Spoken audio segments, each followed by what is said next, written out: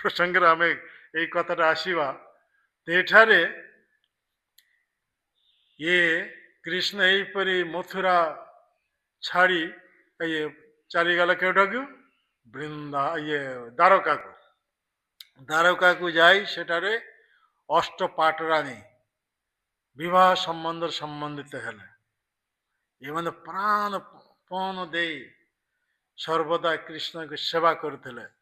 କିନ୍ତୁ କୃଷ୍ଣ ଯେତେବେଳେ ଶୋଇ ଯାଉଥିଲେ ନିଦ୍ରା ଘୋରରେ ସେ କହି ଉଠୁଥିଲେ, ହେ ରାଧେ ହେ ଲଳିତା ହେ ବିଶାଖା ହେ ଶ୍ୟାମଲି ହେ ଧବଲି ହେ ଶ୍ରୀରାମ ଏବେ ଚିତ୍କାର। କିନ୍ତୁ କୃଷ୍ଣଙ୍କର ପାଟିରେ ରାଣୀ ମାନଙ୍କର କଥା ଥରେ ବି ଉଚ୍ଚାରିତ ହେଉନାହିଁ। ରୁକ୍ମିଣୀ ଆଦି ସମସ୍ତେ ଆଶ୍ଚର୍ଯ୍ୟ ହେଇଗଲେ। ଓଇ ସବୁବେଳେ ଶିବର ଅଭ୍ୟାସ କରିଦେଇଛ କଣ?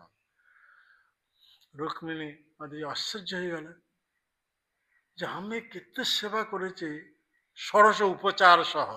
ହଁ, ଆମେ କଣ କରୁଛେ? ଷୋଡ଼ଶ ଉପଚାର। ଆମେ କୃଷ୍ଣ ପ୍ରଭୁଙ୍କର ଏତେ ସେବା କରୁଛେ, ଆମ ମାନଙ୍କର ନାମ ପ୍ରଭୁଙ୍କର ପାଟିରେ ଥରେ ବି ଉଚ୍ଚାରଣ ହବ ନାହିଁ। ସିଏ ସବୁ କିଏ? ରାଧେ ଲଳିତା ବିଶାଖା ସବୁ ସେମାନେ ଜାଣିନଥିଲେ ବୃନ୍ଦାବନ। ଏମାନଙ୍କ ସହିତ ଏତେ ଅନ୍ତରଙ୍ଗ ଘନିଷ୍ଠ ସମ୍ପର୍କ ରାଣୀମାନେ ଜାଣିନଥିଲେ। ତେଣୁ କୃଷ୍ଣ ପ୍ରାତଃକାଳ ସେ ଯେତେବେଳେ ସୁଧର୍ମ ସଭାକୁ ଯାଉଥିଲେ ଦ୍ୱାରକାରେ, ଇନ୍ଦ୍ର ଲୋକରୁ ଆସିଥିଲା ଇଏ ସଭା। ଯେତେ ସବୁ ଶୋଉଛି ଏଠାରେ, ତା ଭିତରେ ଯଦି ପଶିଯିବ ନିଦ୍ରା କୁଆଡ଼େ ଛାଡ଼ି ଚାଲିଯିବ। ହଁ, ଯାହାର ମୁଣ୍ଡରେ ଯେତେ ସବୁ ବାଲ ସବୁ ପାଚି ଯାଉଛି ସେ କରା ହେଇଯିବ।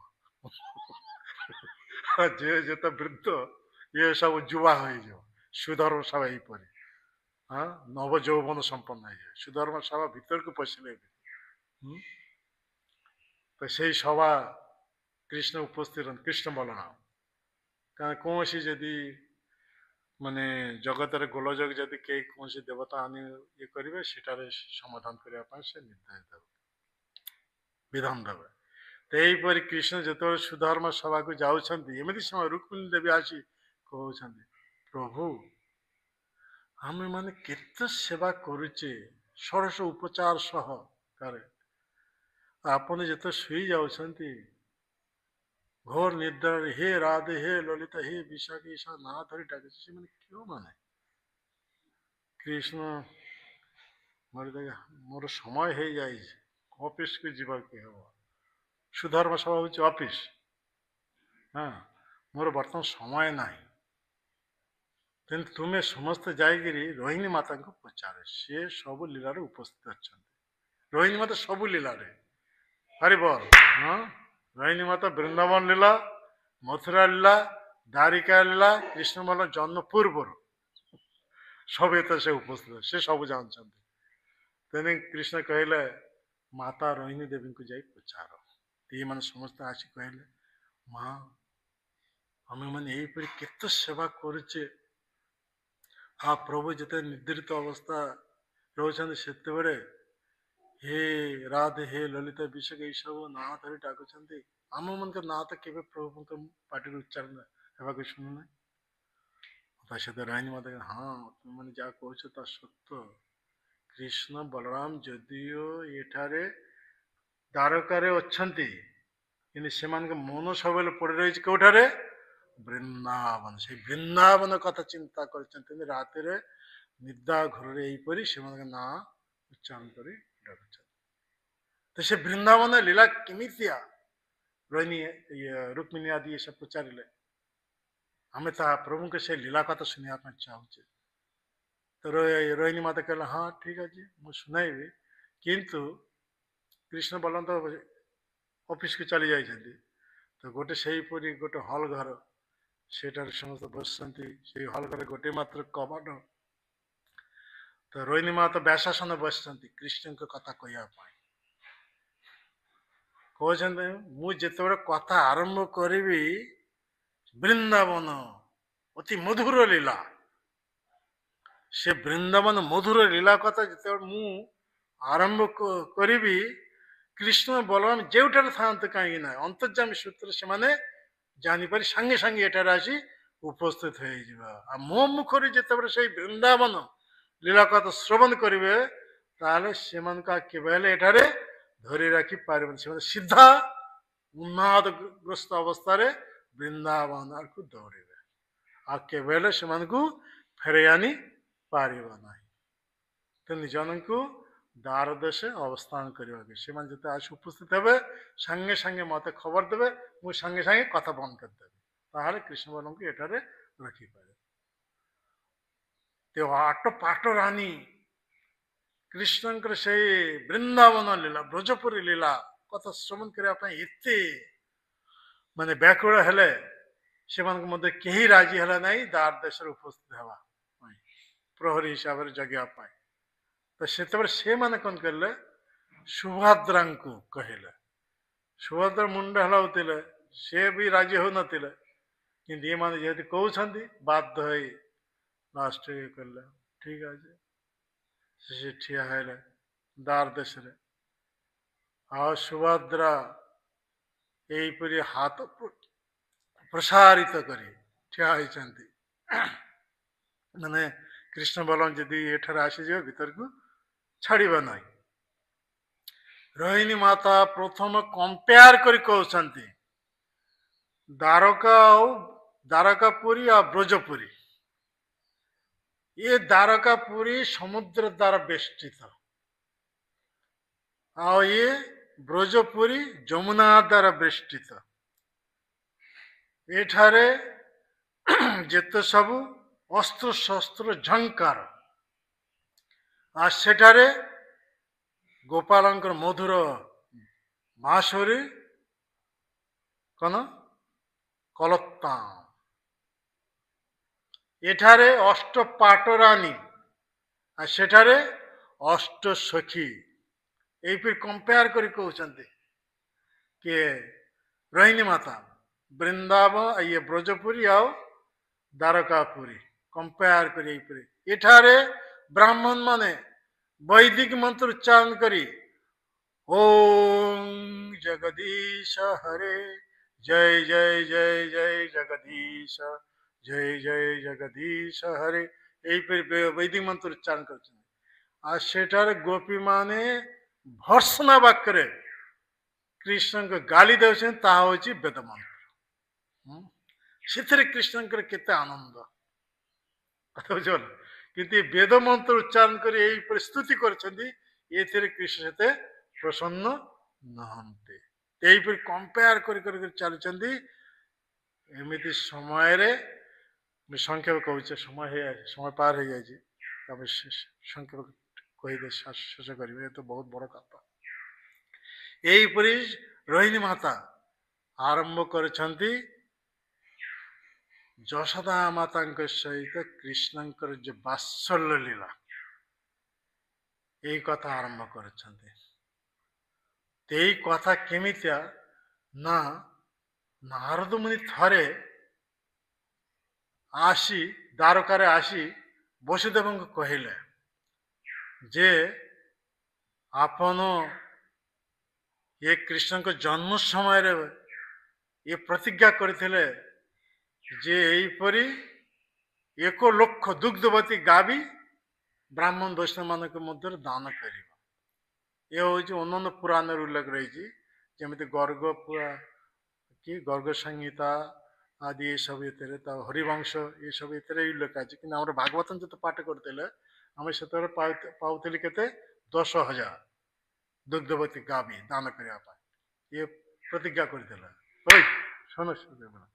यहीपरी से प्रतिज्ञा से मानसर करते कहीं से बंदी दशा थे कृष्ण से ये कारागृह जन्म ग्रहण लीला करते से समय भयभीत हो यही पुत्र को जन्मोत्सव मानसर करते 10,000 दुग्धवती गावी कौन सी जगह 1 लक्ष दुग्धवती गावी दान करने किंतु वर्तमान एक महायज्ञ अनुष्ठान वर्तमान से कंसबद्ध हो जाए वर्तमान आपण मैंने मुक्त हो जाती तो सही प्रतिज्ञा वर्तमान पूर्ण करते एक यज्ञ अनुष्ठान करते यहीपरी 1 लक्ष गावी हो 10,000 गावी दुग्धवती गावी दान करने तो वसुदेव प्रस्तुत हो गले ଯଜ୍ଞ କେଉଁଠାରେ ହବ?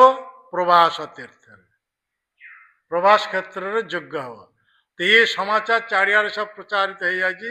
ତେଣୁ ଏଠାରେ ବସୁଦେବ ଦେବକୀ ଆଉ ପଦ୍ମା, ପଦ୍ମା କିଏ? କଥା କାହିଁକି ଆସିବେ? ଏଠାରେ ଆସୁଛି ମାନେ କଂସର ମାତା ପଦ୍ମାବତୀ, ଉଗ୍ରସେନଙ୍କର ପତ୍ନୀ ପଦ୍ମାବତୀ।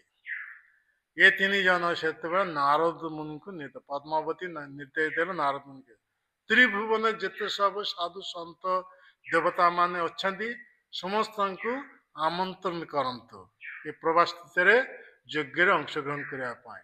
କିନ୍ତୁ ଏମାନେ ବ୍ରଜପୁର କଥା କହିଲା ନାହିଁ। ନାରଦ ମୁନି ଏ ନିର୍ଦ୍ଦେଶ ପ୍ରାପ୍ତ ହେଇ ତ୍ରିଭୁବନ ସର୍ବତ୍ର ଯେଉଁ ଯେଠାରେ ସବୁ ସାଧୁ ସନ୍ଥ ଏ ସବୁ ଥିଲେ, ମୁନି ଋଷି ଦେବତା ଗନ୍ଧର୍ବ ଆଦି ଯେତେ ସବୁ ଥିଲେ ସମସ୍ତଙ୍କୁ ଆମନ୍ତ୍ରଣ କରି ନାରଦ ମୁନି ତାଙ୍କୁ କୁହା ହେଇନଥିଲା, ଏ ଗୁପ୍ତ ରାଖିଥିଲେ ଯେ ବ୍ରଜପୁର କେବେ ହେଲେ ଯିବ ନାହିଁ। ନା ଏ କଥା ପ୍ରକାଶ କରୁନାହାନ୍ତି କି ନାରଦ ମୁନି ସ୍ୱଇଚ୍ଛାରେ ସେଠାରେ ଆସି ଯାଇଛନ୍ତି।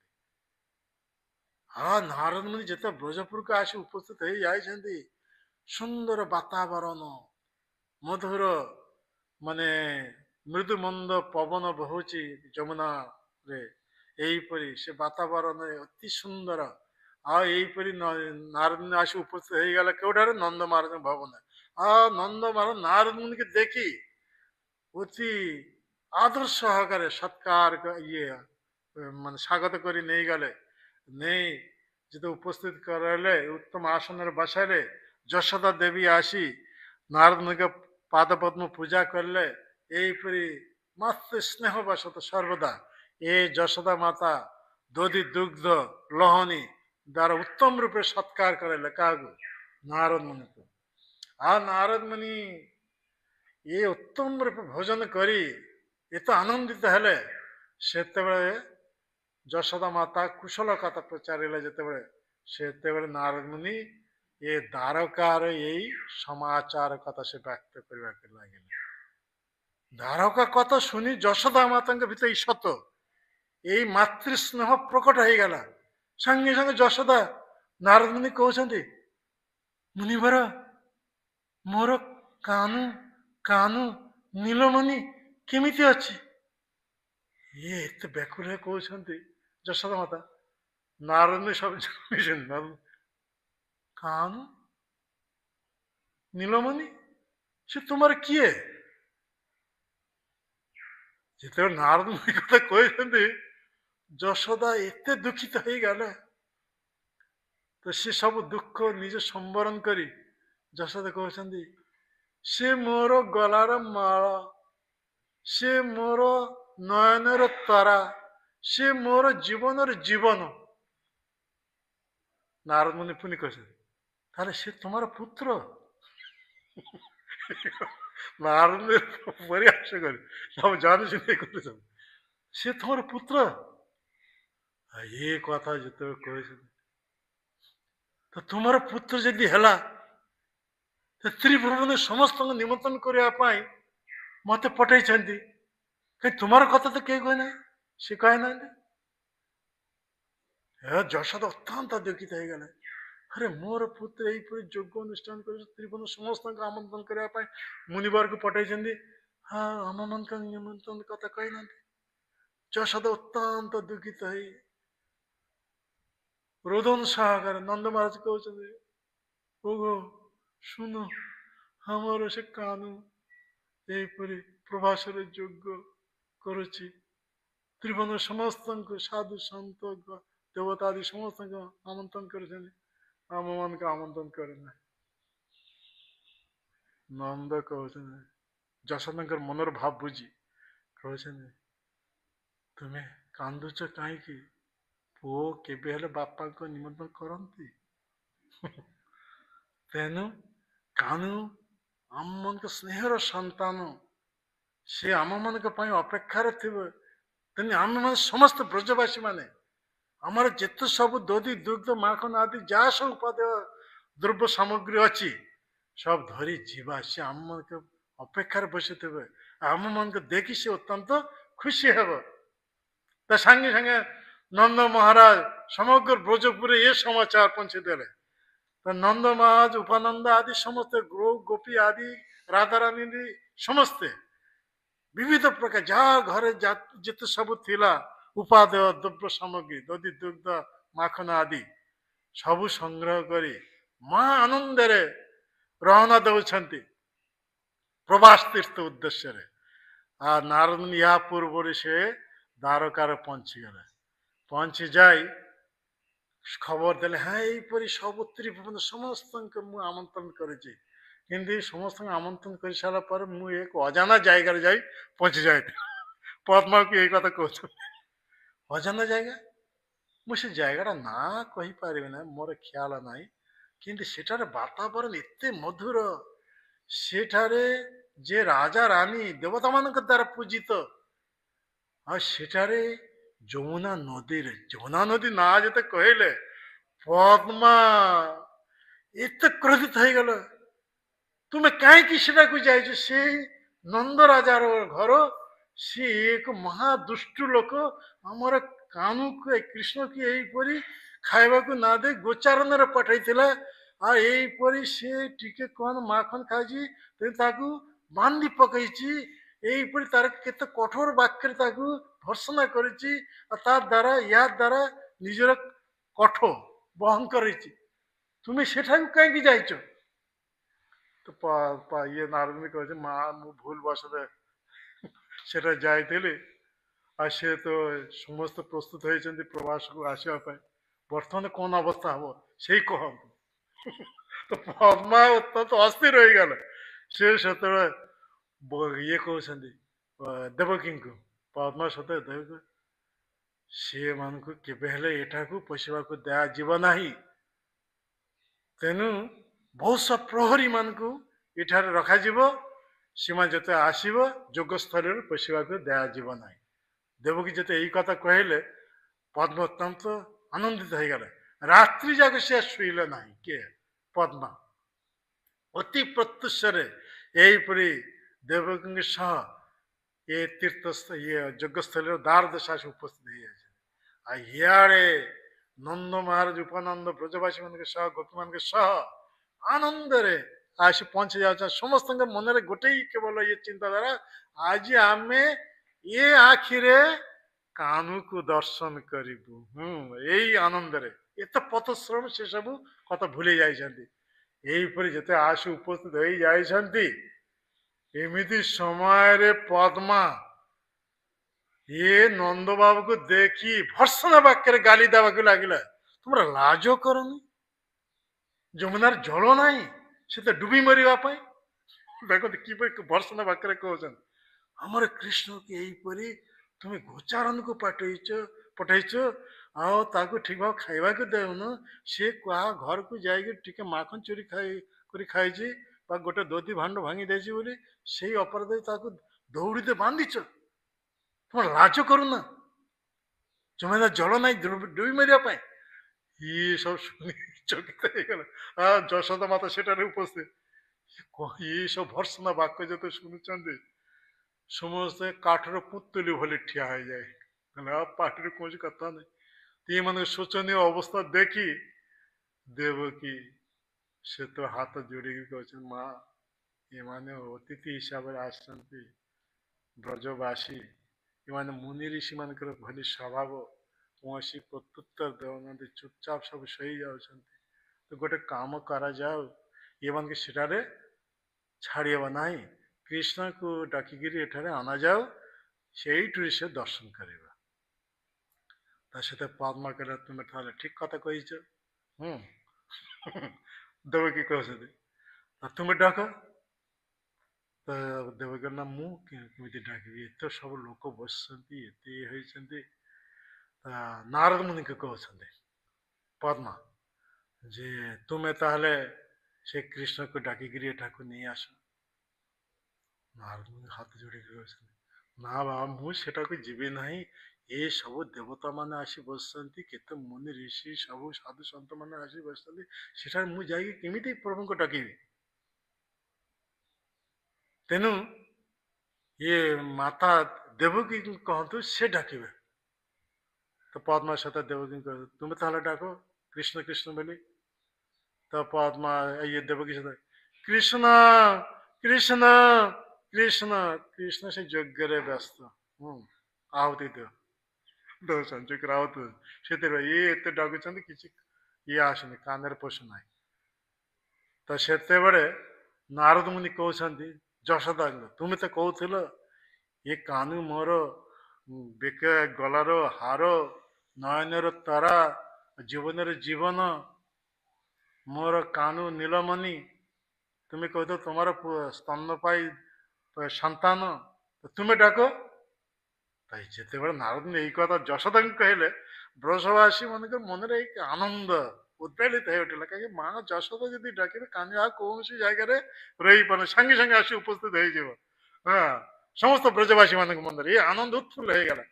ତ ଯଶୋଦା ସେତେବେଳେ ତାଙ୍କର ପାଲି ପଡିଲା କାନୁ କାନୁ ନୀଳମଣି ଇଆଡେ କୃଷ୍ଣ ଆହୁତି ଦେବେ ଓ ଅଗ୍ନୀ ସାହା ଓ ଅଗ୍ନି ଏ ମଧୁର ଧ୍ୱନି ଯେତେ କୃଷ୍ଣଙ୍କ କାନ ବାଟରେ ପଶିଲା ସବୁ କିଛି ଛାଡି ଛାଡି ପକେଇ ଜମ୍ପ ସେଠିରୁ ଦୌଡ଼ି ଆସି ଯଶୋଦାଙ୍କ କୋଳରେ ଉଠିବେ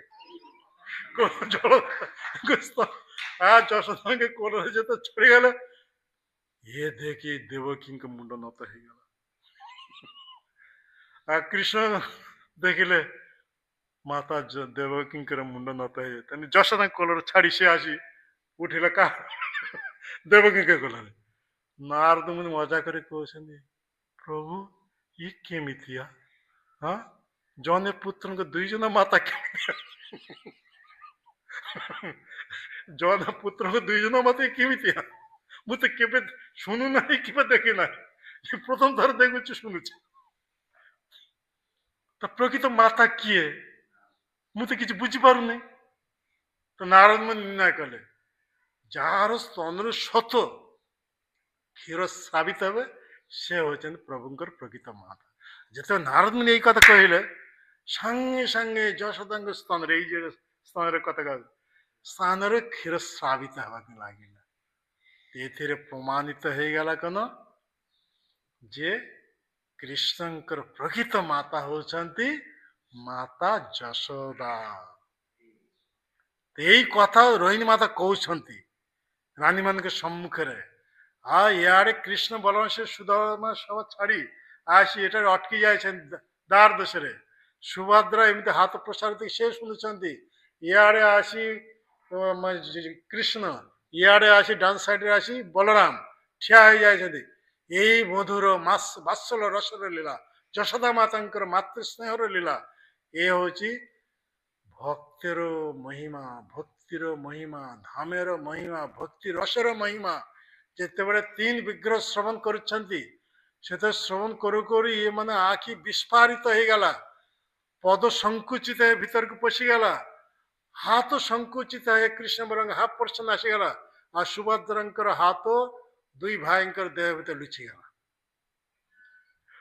ଏହିପରି ଅବସ୍ଥା ଏହିପରି ଅବସ୍ଥା ଯେତେ ହେଇଯାଇଛି ଏମିତି ସମୟ ନାରଦ ମୁନି ଆକାଶ ମାର୍ଗ ଦେଇ ଯାଉଥିଲେ ଯେତେ ଏ ତିନି ମୂର୍ତ୍ତି ତାଙ୍କ ଦୃଷ୍ଟିରେ ପଡିଗଲା ସାଙ୍ଗେ ସାଙ୍ଗେ ବିନା ଯନ୍ତ୍ର ସହ ସେଠି ଆସି ନାରାୟଣ ନାରାୟଣ ଉପସ୍ଥିତ ହେଇଗଲା। ତ ନାରାୟଣ ନାରାୟଣ କରି ସେତେ ଉପସ୍ଥିତ ହେଇଗଲେ ନାରାୟଣ ମୁନିଙ୍କର ମୁଖରେ ନାରାୟଣ ଶବ୍ଦ ଶୁଣି ତିନି ଜଣଙ୍କ ସ୍ୱାଭାବିକ ଅବସ୍ଥା ଫେରି ଆସିଲା। ତ ସେତେବେଳେ ନାରଦ ମୁନି ହାତ ଯୋଡ଼ିକିରି ପ୍ରଭୁଙ୍କ ଚରଣ ପ୍ରାର୍ଥନା ପ୍ରଭୁ ଆପଣଙ୍କର ସେଇ ମହାଭାବର ପ୍ରକାଶ ରୂପ ତିନ ମୂର୍ତ୍ତି ମୁଁ ଦର୍ଶନ କରି ସାରିଛେ ଏଇ ଦାପର ଯୁଗ ଶେଷରେ କଲିଯୁଗ ଆସିବ ଏଟା ଦାପର ଯୁଗ ଘଟଣା କଲିଯୁଗ ଆସିବ କଲିଯୁଗ ସବୁ ପତିତ ଝିଅମାନଙ୍କୁ ଉଦ୍ଧାର ଲାଗି ଏ ତିନ ମୂର୍ତ୍ତି କୌଣସି ଏକ ଜାଗାରେ ପ୍ରକଟ କରନ୍ତି ପତିତ ପାବନ ରୂପରେ। ତ ଭଗବାନ କୃଷ୍ଣ ତଥାସ୍ତୁ କରିଦେଲେ ନାରଦ ମୁନିଙ୍କ କଥା ରକ୍ଷା କରିବା ପାଇଁ ଏ ଜଗନ୍ନାଥ ବଳଦେବ ସୁଭଦ୍ରା ଦାରୁ ବ୍ରହ୍ମ ରୂପରେ ଶ୍ରୀକ୍ଷେତ୍ର ଶ୍ରୀମନ୍ଦିରରେ ଏ ବିରାଜମାନ ପତିତ ପାବନ ଜଗନ୍ନାଥ। ଆମେ ଯଦି ସେଇ ଭାବରେ ପ୍ରଭୁଙ୍କୁ ଯଦି ଦର୍ଶନ କରିବା ଥରେ ଦର୍ଶନ କଲେ ଆମେ ଉଦ୍ଧାର ହେଇଯିବେ। ଏଇପରି ଦର୍ଶନ କରିଥିଲେ କିଏ ଏ ଏକ ଯବନ ଶାଲ ବେଗ ଯବନ ଏଇ ଭାବରେ ଦର୍ଶନ କରିବା ସେ ଉଦ୍ଧାର ହେଇଛି। ସେ ତ ମନ୍ଦିର ଭିତରେ ପଶି ପାରିନଥିଲେ ରଥର ଦର୍ଶନ କରିଥିଲେ। ସେଇପରି ଭାବ ସ୍ଥିତିରେ ରହି ଯଦି କେହି ଦର୍ଶନ କରିବେ সে উদ্ধার হয়ে যায়। আর নারদ মুনিଙ୍କର କଥା শুনি ରୋହିଣୀ ମାତା ସାଙ୍ଗେ ସାଙ୍ଗେ ବୁଝିପାରିଲେ ଏଠାରେ କୃଷ୍ଣ ବଳରାମ ଆସି ଉପସ୍ଥିତ ହେଇଯାଇଛନ୍ତି, ସାଙ୍ଗେ ସାଙ୍ଗେ କଥା ବନ୍ଦ କରି। ଏହା ହଉଛି ଯଶୋଦା ମାତାଙ୍କର ମାତୃ ସ୍ନେହର ଚରମ ସୀମା ପ୍ରକଟିତ ହେଇଛି। ଜୟ ଯଶୋଦା ମାତା କି ଜୟ।